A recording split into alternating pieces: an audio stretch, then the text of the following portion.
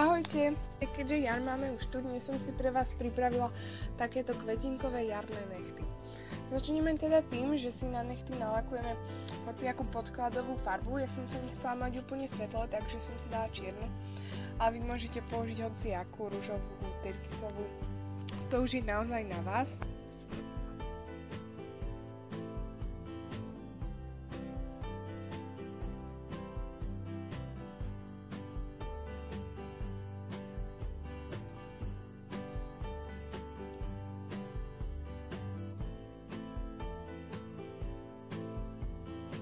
Keď máme nechty nalakované, tak s bielou robíme také lupienky, z ktorých vytvárame kvetinku. No a to robíme tak, že si na šparátko dáme vlastne tú biely lak a potom spravíme takú bodku ako keby, alebo kvapku a potiahneme, čiže nám z toho vznikne celý lupeň.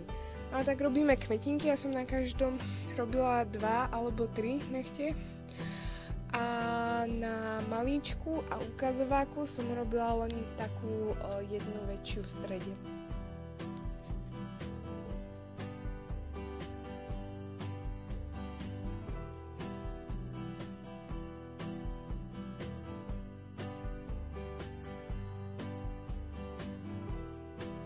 A keď to máme už takto celé, tak si do stredu dáme iba žlté bodky.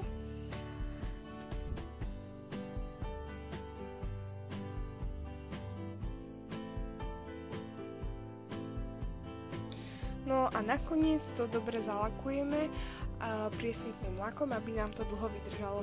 Takže to už by bolo celé, dúfam, že sa vám to páčilo, ak áno, lajkujte, komentujte, odoberajte a uvidíme sa pri ďalšom videu. Ahojte!